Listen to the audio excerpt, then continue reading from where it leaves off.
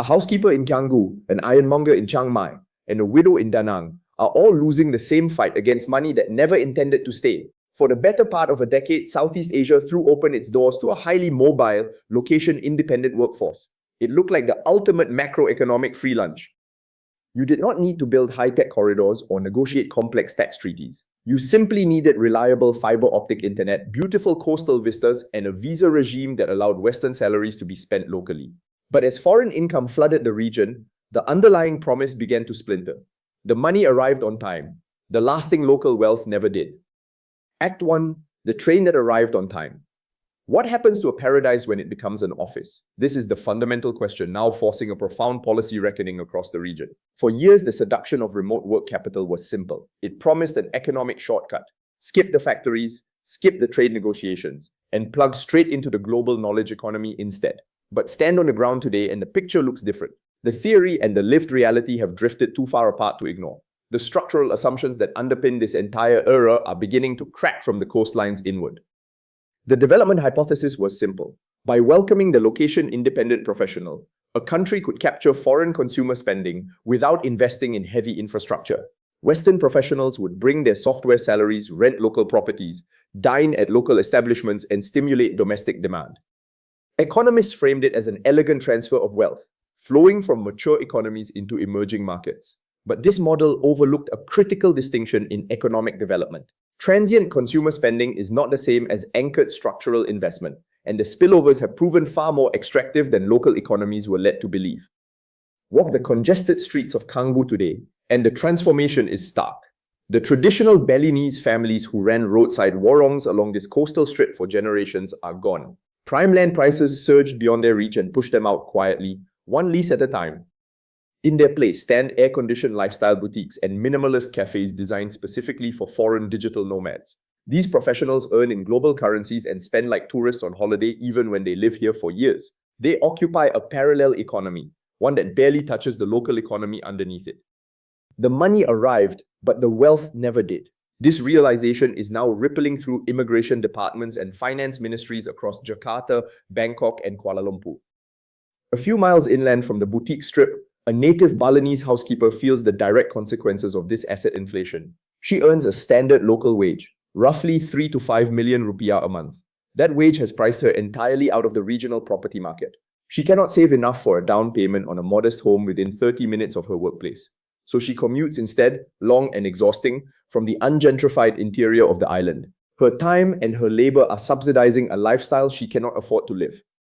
This quiet realization is currently rippling through immigration departments and finance ministries from Jakarta to Bangkok and Kuala Lumpur. For years, mainstream international coverage has treated these sudden overhauls of long-stay visas as isolated domestic regulatory stories. Indonesia is cracking down on villa licensing.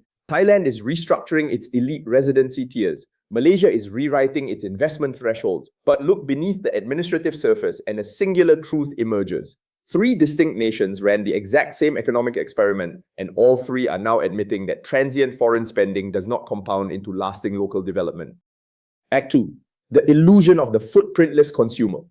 To understand why the old model broke, look at how transient capital actually behaves once it enters a developing economy. For a decade, policymakers operated under a comfortable illusion. They treated the remote worker as a benign, high-consumption tourist, someone who would leave behind a clean trail of economic benefits without ever touching the public resources everyone else pays for.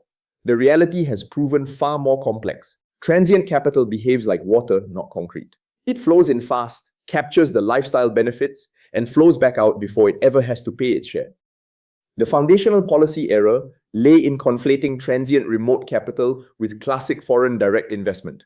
In a traditional framework, foreign capital is anchored directly to the ground. It builds physical factories, employs large local workforces, integrates into domestic supply chains, and pays corporate taxes. Transient remote capital, by contrast, requires no physical footprint from the employer.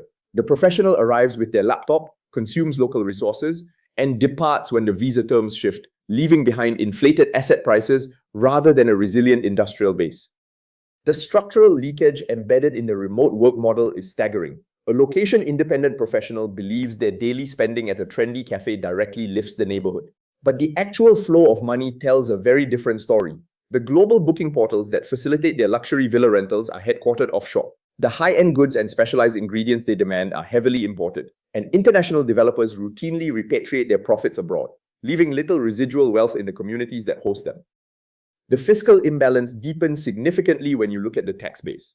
Domestic laws across the Association of Southeast Asian Nations establish tax residency at 183 days of physical presence. Yet remote operators routinely float in a regulatory gray zone, consuming local municipal services while contributing zero direct personal income tax to the state.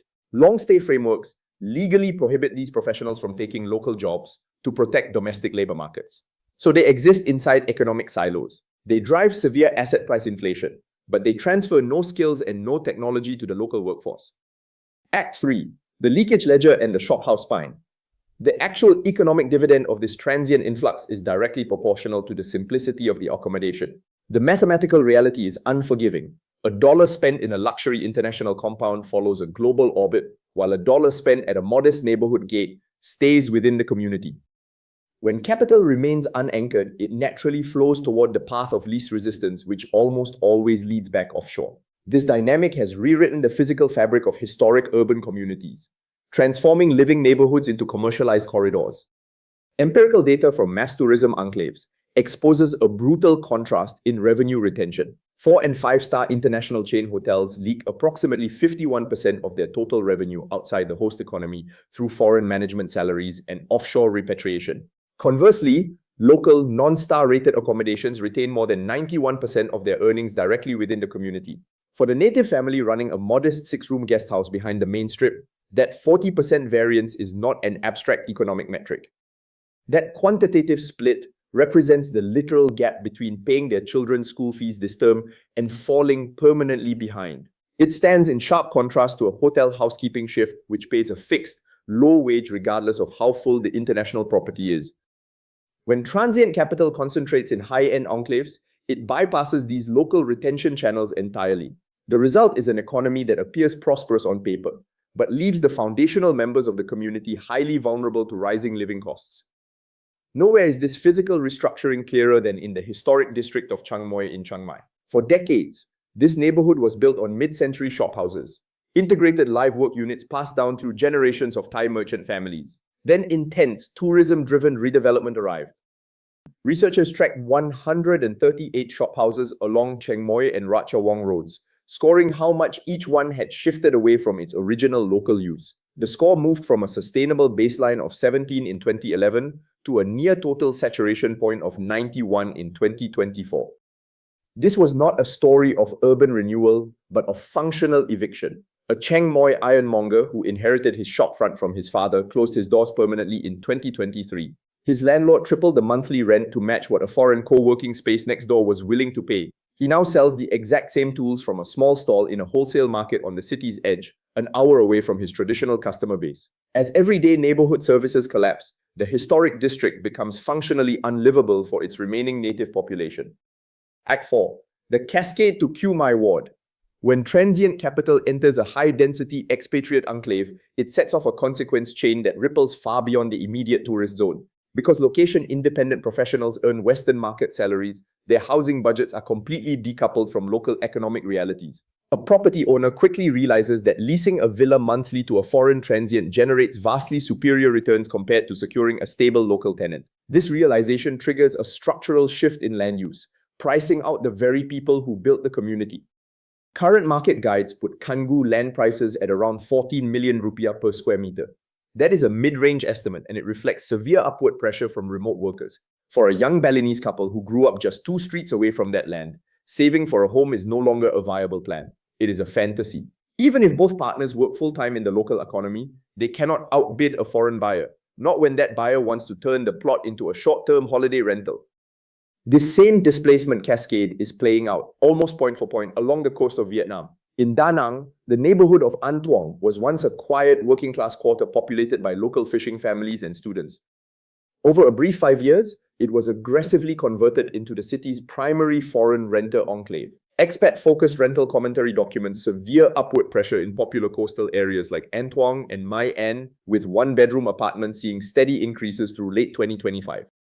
The human cost of this transition lands heavily on the most vulnerable. A fisherman's widow rented a small room to supplement her modest pension. Her landlord chose not to renew her lease. He picked a higher-paying foreign tenant instead. Students and working-class families are being priced out of the central coastal zones. Even the Maikei beachfront, once open to everyone, has been commercialized and now restricts local access. So local renters are pushed south toward Kiu Mai Ward in the Ingu Hanson district. For now, Kiu Mai offers lower rents, simply because the same transient capital pressure that transformed An Thuong hasn't reached it yet. Act 5. The Sovereign Filter. Faced with severe local displacement and no lasting wealth to show for it, governments across the Association of Southeast Asian Nations, ASEAN, are abandoning the era of passive tourist facilitation. The recent wave of visa overhauls represents a highly coordinated regional pivot toward active capital capture and sovereign filtration. The days of open doors and unverified economic spillovers are coming to an end. Governments are recognizing that passive facilitation is not enough. They need real mechanisms that force foreign capital to contribute directly to national development. Malaysia has completely overhauled its mainland residency program, enforcing a strict compulsory property purchase mandate with a 10-year lock-in period. This effectively forces transient consumers to become permanent financial anchors in the domestic banking sector. Thailand has split its approach in two. On one side, it has lowered entry barriers for short-term remote workers through the Destination Thailand visa. On the other, it has tightened the fiscal net. Anyone who lives in the country for more than 180 days now pays tax on foreign-sourced income they bring in. Yet it is Vietnam that has deployed the most telling structural pivot in the region.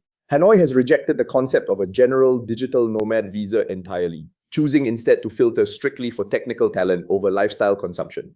Under recent immigration frameworks, the state has introduced the U-Don't visa. This is a 5-year multiple entry residency pathway. It is reserved exclusively for high-quality digital technology professionals, scientists, and semiconductor specialists, and it requires an official invitation from a state-approved industrial partner.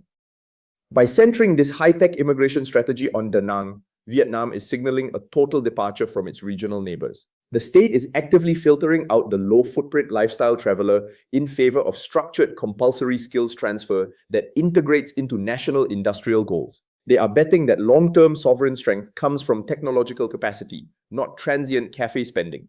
It is a bold structural pivot, but it comes at a time when these cities have already changed the people who live in them. For the ironmonger in Chiang Mai, the housekeeper in Canggu, and the fisherman's widow in An Thuong, none of this complex policy language will bring back what their historic neighborhoods used to be.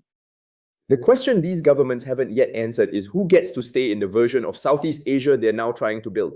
I am Hero the Hornbill, and this is the ASEAN Angle. If this episode gave you a new way of seeing the region, subscribe so you do not miss the next one. New episodes weekly, link in the description.